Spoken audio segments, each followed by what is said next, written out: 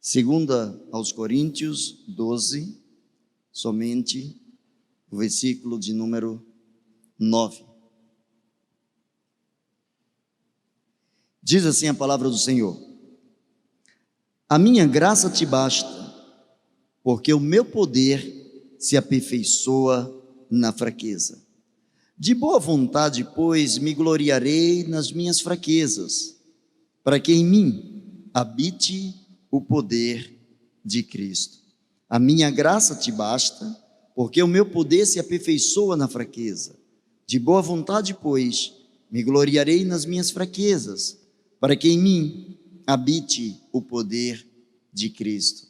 Baixe a sua cabeça mais uma vez e agradeça a Deus a liberdade que nós temos de falar com Deus, mas suplique a Ele que, pela misericórdia dEle, o Espírito de Deus aplique em teu coração aquilo que você precisa nessa noite, aquilo que somente você e Deus são conhecedores. Que o Senhor responda à necessidade, ao anseio do seu coração nessa noite. Pai bendito, para a honra e glória do teu santo nome, receba a nossa gratidão. Obrigado, Senhor, por podermos ler a tua palavra. Senhor, mas nós queremos muito mais que o acesso à tua palavra. Nós queremos, ó Deus, te pedir que, por bondade e misericórdia, coloques em nossos corações a explanação da tua palavra. Aplique a tua palavra aos nossos corações, Senhor. Enche-nos da tua presença. Ensina-nos a tua vontade nessa noite, pois assim oramos em nome de Jesus. Amém e amém. Queridos, nesta noite eu quero conversar com vocês por alguns instantes sobre graça, poder e fraqueza. Se fosse dado a você o direito de escolher um dos três fatores, uma das três coisas, o que você escolheria?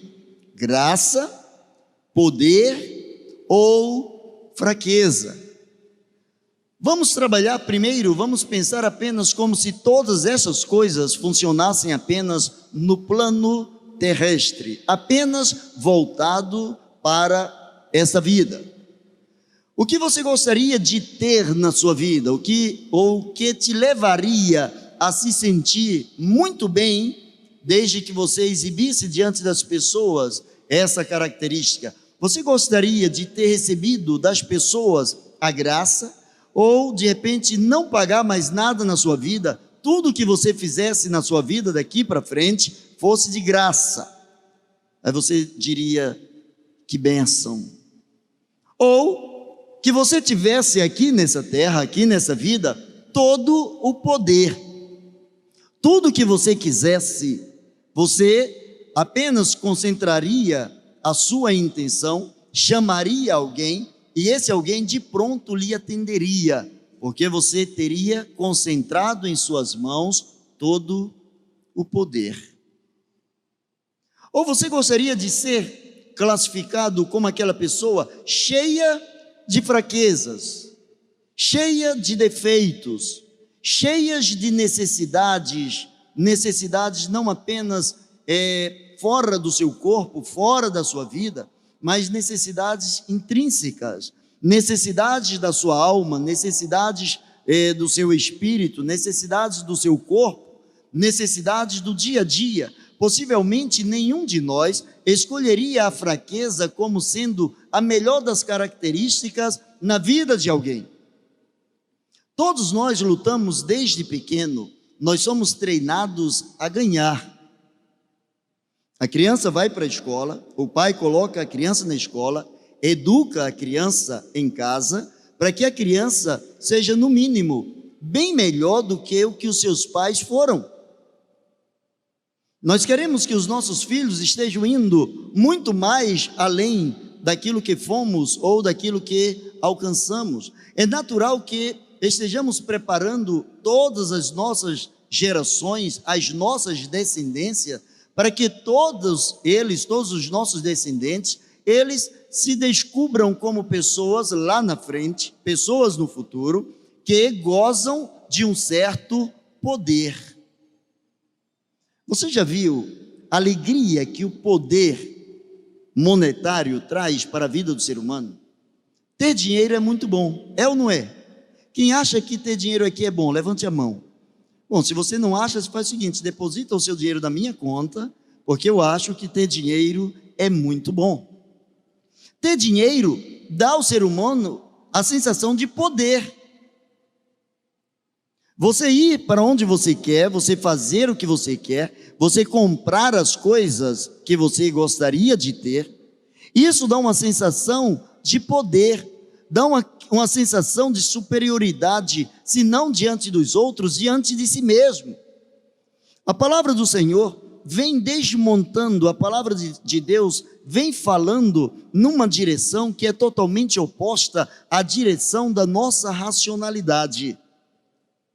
A palavra de Deus vem enfatizar que a fraqueza é um grande benefício na vida do servo de Deus. Deus não quer, sob hipótese alguma, que os seus servos sejam fracassados. Deus não quer fracasso para a sua vida. Nenhum de nós, mesmo no mundo espiritual, luta para não lograr êxito, para não conseguir chegar onde almeja. Ninguém se prepara para a derrota, principalmente no campo espiritual. E se você disse que você gostaria de ter a graça, ou que você gostaria de ter o poder, não se sinta menos que os outros, ou mais pecador que os outros, porque você está na direção certa. Você deseja ter a graça, ou ter as coisas de graça, ou você deseja ter o poder sobre as coisas, mas para isso orienta a palavra de Deus que é preciso, é indispensável passar pelo campo da fraqueza, reconhecer a sua fraqueza. Quem começou a conviver com isso foi um homem que tinha experiências profundas com Deus. Não foi um homem alienado, não foi um homem sem nenhum tipo de cultura, mas foi um homem capacitado tecnicamente, um homem culto, um homem que passou pelas provações e pelas privações por conta do nome do Senhor Jesus, um homem que brigou, um homem que entregou a sua própria vida, um homem que escreveu sobre ele mesmo, dizendo que ele esmurrava a si mesmo, ele lutava contra si mesmo, para que o poder de Deus residisse sobre a vida dele. Esse homem descobriu que mesmo esse homem tendo uma capacidade genial, esse homem sendo um intelectual, esse homem que tinha capacidade de aprender e ensinar as coisas com a maior facilidade possível, esse homem que tinha o prazer de conviver com pessoas da alta sociedade, pessoas envolvidas com o conhecimento, pessoas envolvidas com a justiça, pessoas envolvidas com o poder. Esse homem descobriu que a verdadeira felicidade estava em chegar à plenitude da sua vida, em chegar a um relacionamento perfeito com Deus, e esse relacionamento perfeito com Deus se fazia necessário passar através da fraqueza.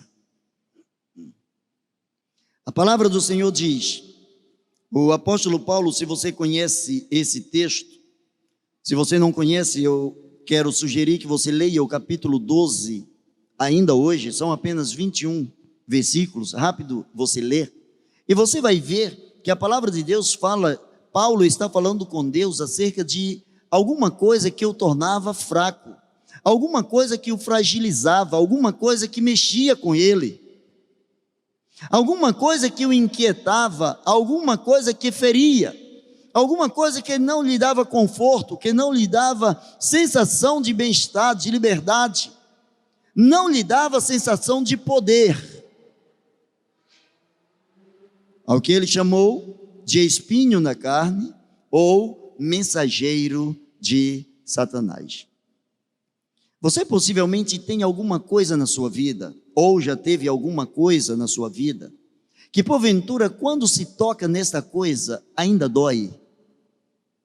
Uma vivência, uma experiência, uma palavra recebida ou uma palavra não recebida, uma decepção, alguma coisa vivenciada por você ou por alguns dos seus. E isso fez com que você se decepcionasse tanto, se desgastasse tanto, fez com que você se sentisse sem nenhum tipo de poder para transformar as situações. E tudo o que você precisava ou desejava fazer era sair daquela situação, era sair daquela experiência. Tem pessoas que vivem experiências amargas, não apenas viveram, mas vivem experiências amargas durante anos, coisas que vão se arrastando, coisas que durante muito e muito tempo estão ferindo o seu coração, estão ferindo o seu relacionamento com Deus, com o próximo e consigo. Tem pessoas que têm dificuldade em tomar determinadas decisões na vida, em tomar determinadas direções na vida, devido a algumas coisas que por ora ainda atrapalha, ainda castiga, ainda machuca a sua vida, a sua mente, o seu coração, quando ele pensa ou quando ele lembra de determinada situação. O apóstolo Paulo, ele disse a Deus, ele orou ao Senhor, e diz a palavra de Deus que ele foi 3 vezes ao Senhor, dizendo: Senhor, tira de mim este espinho na carne, tira de mim esta lembrança, tira de mim esta coisa que me fere, tira de mim esta coisa com a qual eu tenho uma grande dificuldade de conviver. A Bíblia não diz qual era esse espinho na carne, a Bíblia não prefigura qual era a situação específica de Paulo, mas a palavra de Deus diz que acerca desta coisa, acerca deste incômodo, ele se sentia tão fragilizado, ele se sentia tão incomodado, que por 3 vezes ele orou ao Senhor, dizendo: Senhor, desvia esta seta maligna, desvia este espinho da minha carne, retira de mim essa dor. Você já esteve em alguma situação que você pagaria o que fosse necessário para não estar naquela situação? Que você diz assim: olha, eu posso até ter prejuízo, mas eu prefiro pagar e sair dessa situação. Eu prefiro não conviver mais com essa lembrança, mais com essa influência, mais sob esta pressão. Eu faço o que for necessário, mas eu não quero mais viver debaixo desse jugo, debaixo dessa dor, debaixo dessa coisa que me machuca tanto. Era semelhantemente isso que o apóstolo estava vivendo na presença do Senhor. E é interessante que ele orou ao Senhor e ele confiava no Senhor. E Deus fez muitos milagres através da vida de Paulo. Deus operou sinais, maravilhas, Deus fez o sobrenatural acontecer, Deus trouxe o céu à terra para abençoar a vida de Paulo. E quando chegou neste ponto específico, quando ele disse: Senhor, acerca do qual eu orei ao Senhor para que se desviasse de mim, o Senhor apenas responde a Paulo o seguinte: a minha graça te basta, porque o meu poder se aperfeiçoa na fraqueza. Me parece que o apóstolo Paulo recebeu um não de Deus aqui. O que ele havia pedido a Deus foi: Senhor, retira de mim essa coisa que está me esbofeteando, que está me ferindo, me machucando. O Senhor não promete que vai livrar daqui a algum tempo. O Senhor não promete que vai livrar de imediato. O Senhor diz para Paulo: a minha graça te basta, porque o meu poder se aperfeiçoa dentro da tua fraqueza. Eu preciso ver a tua fraqueza para que você veja o meu poder. Existem situações na vida em que, se formos poderosos, não contemplaremos o poder do Senhor. O próprio Senhor Jesus disse que dificilmente um rico, um milionário, e quando se fala em riqueza, não apenas aquele que tem muito dinheiro, mas aquele que confia no dinheiro. Tem pessoas que são milionárias ganhando um salário mínimo, porque elas confiam tanto no dinheiro. O dinheiro é a sua segurança, é a sua base.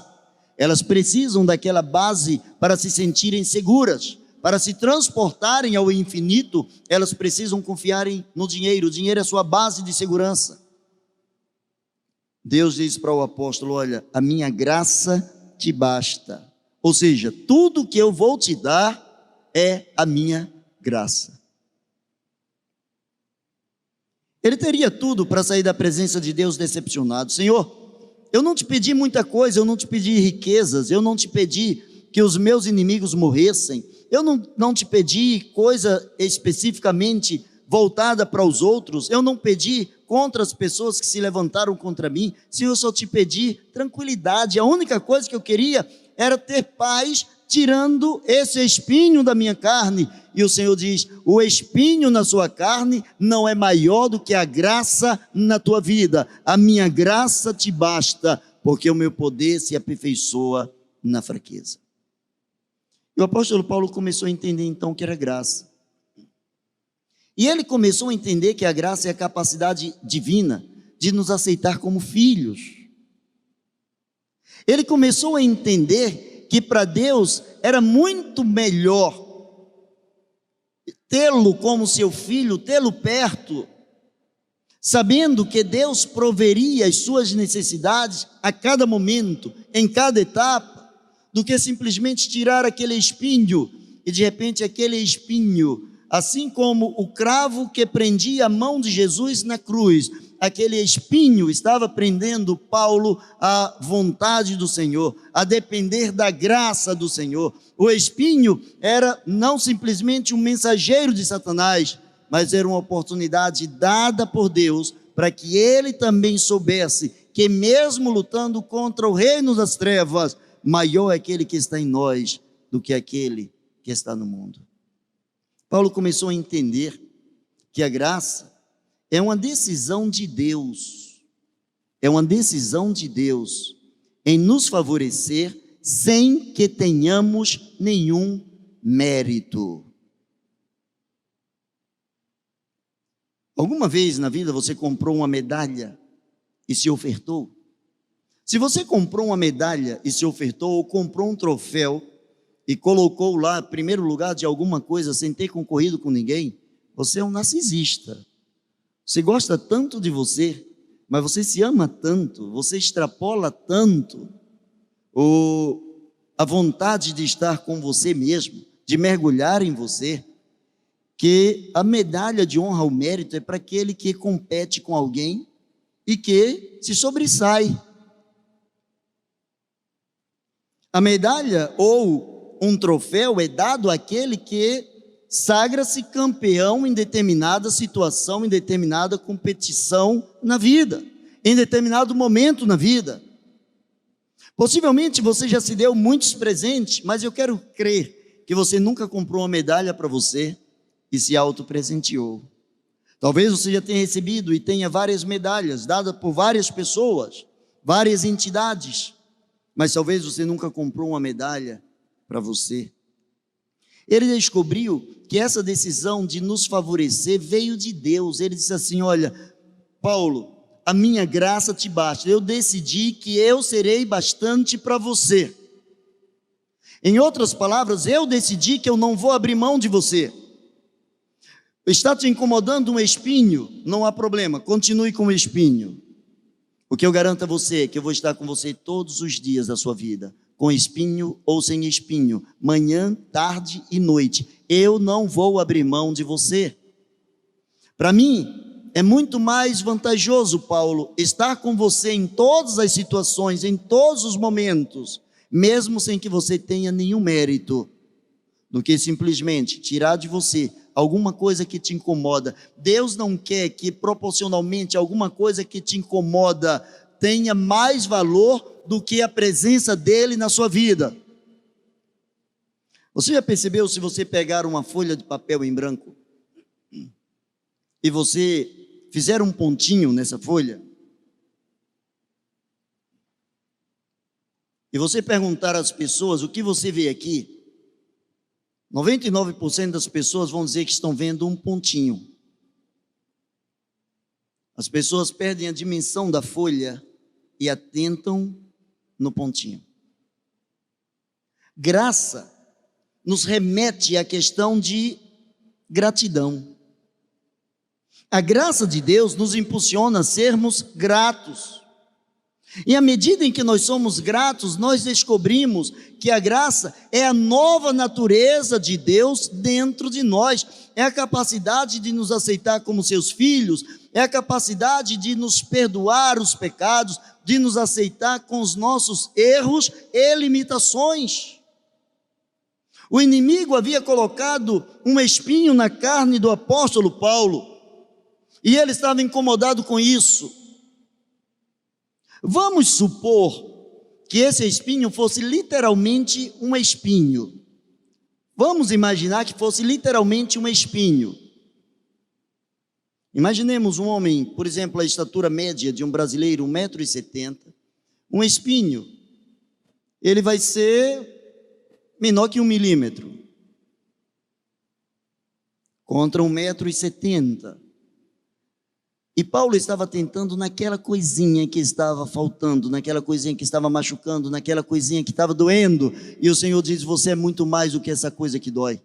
Eu em ti, a minha graça sobre a tua vida faz muito mais alvoroço, faz muito mais transformação, faz muito mais acontecer do que simplesmente você ficar focado naquilo que está te faltando.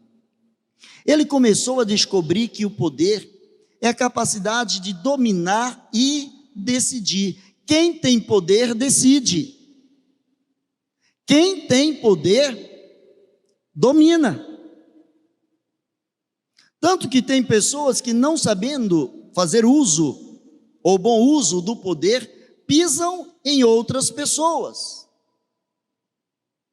Patrões que por vezes pisam em seus empregados, pessoas que no mesmo nível pisam nos seus colegas, nos seus companheiros, esposos que pisam em esposas, esposas que pisam em esposos, pessoas que por vezes sufocam a vida de outras porque têm um poder aquisitivo melhor. Quem tem a capacidade, quem tem o poder, tem a capacidade de dominar e de decidir. Essa é a tônica aqui deste mundo. O poder é uma força transformadora. Se você tem um poder aquisitivo baixo, e de repente você recebe uma bênção, alguém te dá um poder aquisitivo maior, você começa a transformar os seus sonhos em realidade. O poder, aquele que vem de Deus, o apóstolo Paulo começou a descobrir que ele é revestido de amor. A minha graça te basta, ou seja, olha para mim. Deus estava falando assim para Paulo: Paulo, olha aqui para mim, para tudo, olha para mim. Você está olhando para mim? Sim, Senhor, então isso é o bastante. Olha para mim, anda comigo, vem comigo. Você já foi para algum lugar com algum amigo em que você estava sem dinheiro e o amigo tinha dinheiro? E você diz para o amigo, ele te chama, por exemplo, para almoçar, e você diz: mas eu estou sem dinheiro. Aí o amigo diz: não, você hoje está comigo, você está por minha conta. Então você se sente revestido, você se sente protegido, porque o seu amigo disse, ou seu parente, o seu vizinho, alguém com quem você está nesta situação, alguém disse: não se preocupe, porque você está comigo. É o que Deus começou a falar para o apóstolo Paulo: Paulo, ande comigo, isso é o bastante, venha comigo, venha aprendendo. No dia a dia, no passo a passo, você vai descobrir, você vai ver, você vai se vislumbrar com o que eu vou fazer. Esquece o que está te faltando, foca em mim. O foco do apóstolo naquele momento era a coisa, era o espinho, e Deus não quer que tenhamos um outro foco que não seja Ele, a sua graça, o seu poder, a sua bondade. E ele começou então a descobrir o poder da fraqueza. Tem momentos na vida que não ter determinado conhecimento é benéfico. Tem coisas na vida que, se você não souber, é melhor para você. Você já soube de determinada coisa, ou alguém já te contou uma coisa, e por tomar conhecimento dessa coisa, a sua vida se enrolou toda? Porque aí de repente a sua vida foi envolvida numa fofoca muito grande, pelo fato de você tomar conhecimento de um problema que não é seu, é de uma outra pessoa. E se você não tivesse tido aquele conhecimento, melhor seria para você, você estaria livre. Por vezes, não ter é melhor do que ter. Deus olhou para Paulo e disse assim: olha, a fraqueza também, ela traz as suas benevolências. A fraqueza também tem a sua parte boa. Porque quando você olha para a sua fraqueza, você descobre que você tem uma impossibilidade de acertar todo o tempo na sua vida. Pessoas que não sentem ter fraquezas, pessoas que não se sentem fracas em nenhuma área da vida, são pessoas que constantemente estão errando. Porque na cabeça delas, elas sempre estão certas. Elas têm o poder de se autoanalisarem e acharem que tudo quanto elas fazem, pensam, falam, é o centro do universo e que todas as outras ideias, todas as outras situações giram em torno daquilo ou daquele que ele é, que ela é. Paulo começa a descobrir que a impossibilidade de acertar sempre o remete à experiência de descobrir que dentro dele tinha fraquezas. E uma das fraquezas era não aceitar aquilo que incomodava. Existia uma coisa que incomodava.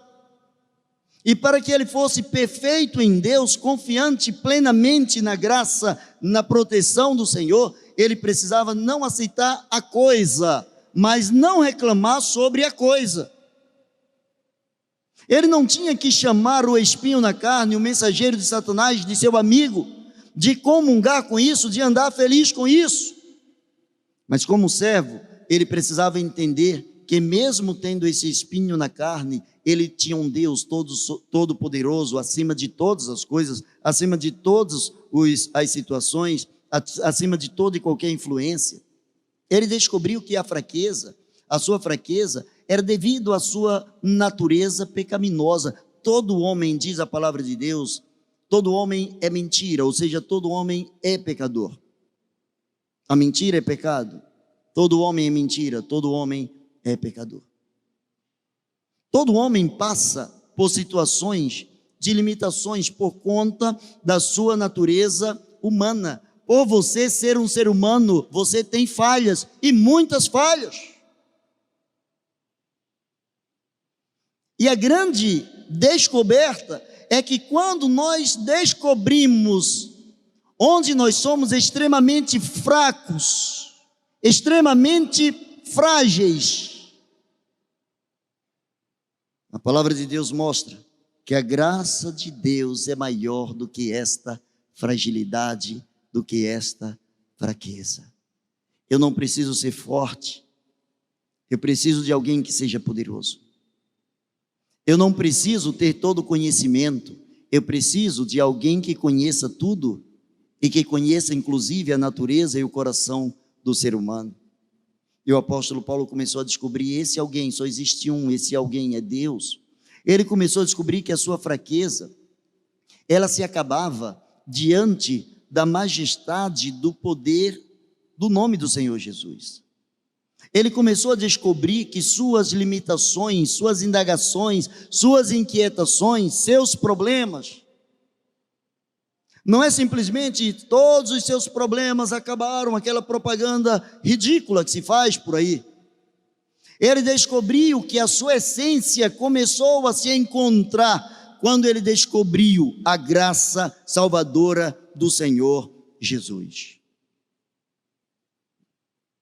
A Bíblia diz: a minha graça te basta, porque o meu poder se aperfeiçoa na fraqueza. Deus não disse a ele: olha, eu vou tirar de imediato a tua fraqueza, eu vou te transformar num homem mais poderoso, eu vou tirar agora esse espinho, e daqui em diante agora você vai poder até colocar esse espinho em outras pessoas, ou destruir a influência desse espinho. Ele não falou sobre isso, ele disse: esquece o espinho, foca naquele que é maior do que o teu espinho, foca naquele que tem graça, foca naquele que é a razão da tua vida. E vê a resposta agora do apóstolo no mesmo versículo: de boa vontade, pois, ou seja, com alegria, eu me gloriarei nas minhas fraquezas. Olha o impacto que é a graça de Deus, o poder de Deus. Quando Deus disse para ele: a minha graça é maior do que o espinho que você tem, ele começou a olhar para a graça de Deus, ele começou a olhar para a misericórdia de Deus, ele começou, quem sabe, a lembrar de quem era Saulo de Tarso. Ele começou a lembrar da coisa cruel que existia, a condição cruel que existia no seu coração, o desafeto que ele tinha para com os servos do Senhor, a raiva que ele tinha dos cristãos no primeiro século. Ele começou a olhar que dentro dele existia um histórico, existia coisas marcadas que muitas pessoas sofreram devido às suas ações, e ele começou a descobrir como que Deus pega um homem desse, Deus pega um assassino, Deus pega um homem sem nenhum valor na sociedade, um homem que não era bem quisto dentre os primeiros cristãos, um homem que não gozava da confiança da igreja, um homem em quem ninguém acreditava, nenhum cidadão de bem acreditava nele. E Deus pega esse homem e traz para ele, Deus transforma a vida desse homem, e Deus vai dando a esse homem, usando a sua cultura, usando a sua experiência com Deus, e esse homem começa a fazer sinais, prodígios, esse homem começa a trazer o céu à terra, e agora Deus olha para ele e diz assim: você está vendo que a minha graça é maior do que o teu espinho? Alguns cristãos, a quem você mesmo matou, a quem você esmurrou, a quem você feriu, muitos deles morreram, mas nem por isso deixaram de ser cristãos. Quem sabe nesse momento ele lembrou de Estevão. A Bíblia diz que quando estavam apedrejando Estevão, ele estava no apedrejamento de Estevão, as roupas de Estevão foram jogadas aos seus pés, e ele pôde ouvir da boca de Estevão: Senhor, não lhes imputes este pecado. Senhor, não traga a tua revolta, não traga a tua raiva sobre estas pessoas, o teu castigo sobre essas pessoas. Senhor, é tão gostoso estar contigo, Senhor, que eu não estou nem vendo a situação que está acontecendo, eu estou morrendo, mas essa morte significa que eu estou me aproximando de ti. Não lhes imputes este pecado. E agora o apóstolo Paulo começa a entender que em Cristo, aquele que tem sua natureza fragilizada, mas anda com Cristo, esse sim goza plenamente da graça, goza plenamente do poder de Deus. Ele começou a descobrir que a fraqueza, ela se encerra diante do nome do Senhor Jesus Cristo, diante do poder que esse nome tem. Eu quero caminhar para o final. Eu comecei perguntando o que você gostaria de ter na vida se pudesse escolher: ter tudo de graça, ter poder, ou ter a sua fragilidade, a sua fraqueza estampada na sua vida. Possivelmente, muitos escolheram graça, outros escolheram poder. Possivelmente, ninguém escolheria a fraqueza. O apóstolo Paulo também não havia escolhido a fraqueza. Ele não via nada de entusiasmante em descobrir a sua fraqueza. Mas quando a palavra de Deus veio para ele: a minha graça é tudo que você precisa, a minha graça. Você está preso, a minha graça vai abrir as algemas, a minha graça vai abrir os portões, a minha graça vai te trazer para fora da cadeia. Você vai ser preso, você vai diante de autoridades que os outros apóstolos não conseguiriam ir, devido à sua limitação de conhecimento científico, a sua influência com o meio, com pessoas da alta sociedade. Você vai para as mãos dele, você vai sofrer, mas você vai descobrir que você é veículo da minha graça. Você vai descobrir que eu marquei você, eu escolhi você, e que eu estarei com você, mesmo no sofrimento eu estarei com você. Para concluir, a graça de Deus anula a condenação eterna. A graça de Deus anula a condenação eterna. É por isso que nós podemos ter certeza da salvação a partir do momento que declaramos que Jesus é o Senhor da nossa vida. Você entende por quê? Não é pelo que nós fazemos. Estamos cheios de espinhos pecaminosos. Estamos cheios de pecados, de defeitos, de limitações. Mas a nossa certeza não é pelo que nós fazemos, mas é por aquilo que Ele fez na cruz do Calvário. A graça dele já nos foi derramada através do seu sangue na cruz do Calvário. E agora o apóstolo diz: eu terei boa vontade em me gloriar, dizendo para as pessoas: eu mesmo sou fraco, eu sou limitado, eu não sou melhor do que ninguém, mas o poder de Cristo habita na minha vida. Quando chegaram para ele, disseram assim: olha, você não pode mais falar nesse nome, você está proibido de pregar nesse nome. Eles: julguem vocês mesmos, se é melhor obedecer a vocês ou obedecer a Deus.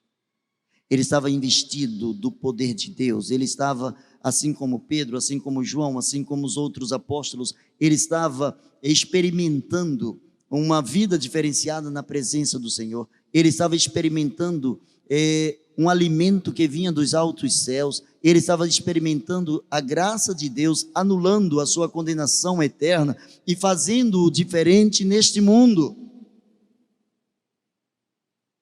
A minha graça te basta, porque o meu poder se aperfeiçoa na fraqueza. Olha que coisa interessante. Já viu que Deus escolhe as coisas fracas para confundir as fortes? Escolhe os que não são para confundir os que são. Jesus teria tudo para ter chamado para si 12 pessoas intelectuais, 12 professores de faculdade, o equivalente na época, 12 mestres, e eles seguiriam. Jesus preferiu escolher 12 homens simples, que a Bíblia chama de indoutos, semi-analfabetos. Homens simples, de ofícios simples, para que esses homens fossem cheios, transbordantes da graça. De modo que eu e você conhecemos o Evangelho por conta da vida desses homens. Eu quero convidar você a baixar a sua cabeça nesse instante. Eu quero convidar você, diante da graça, do poder e da fraqueza, se apresentar diante de Deus. Eu quero convidar você a reconhecer que você é limitado. Você não é inferior a ninguém, mas você é inferior ao seu eu sem Cristo. Você consegue me entender? O seu eu natural, o meu eu natural, eles são inferiores ao nosso eu com Cristo. O que Jesus disse: Paulo, eu na tua vida faço toda a diferença. Eu quero desafiar você nessa noite a receber Jesus como seu único e suficiente Salvador. Talvez você esteja aí na sua casa, talvez você esteja aí no seu carro, em qualquer um outro lugar, seu ambiente de trabalho. Esse é o momento que você precisa abrir o coração e dizer: Senhor, a tua graça me basta. O teu poder, eu quero que se aperfeiçoe na minha vida. Eu quero te declarar como Senhor e Salvador. Faz isso aí no seu coração. Diz para Ele que você é seu. Diz para ele que o seu eu sem Cristo não tem graça. Diga isso para ele. Senhor, eu quero graça na minha vida. Eu quero graça na minha vida. E essa graça está em Jesus. Eu quero orar por você. Maravilhoso Deus e eterno Pai, em nome de Jesus, para a honra e glória do teu santo nome, toma em tuas mãos, Senhor, cada pessoa que, tendo ouvido esta palavra, tem suplicado a tua graça, tem suplicado o teu favor, para a honra e glória do teu santo nome. Ó Deus, em nome de Jesus, atende a oração. Ó Deus, cada coração que se quebranta nesse instante, manifesta a tua graça. Traz, ó Deus, uma transformação para esse coração. Enche essa vida de paz. Obrigado, Senhor, porque de boa vontade podemos nos gloriar nas fraquezas, sabendo, Senhor, que o poder está no nome de Jesus, e diante deste nome, todo joelho se dobrará nos céus, na terra e debaixo da terra, e toda língua confessará que Tu és o Senhor, para a glória de Deus Pai. Assim oramos, em nome de Jesus. Amém e amém. Deus abençoe você.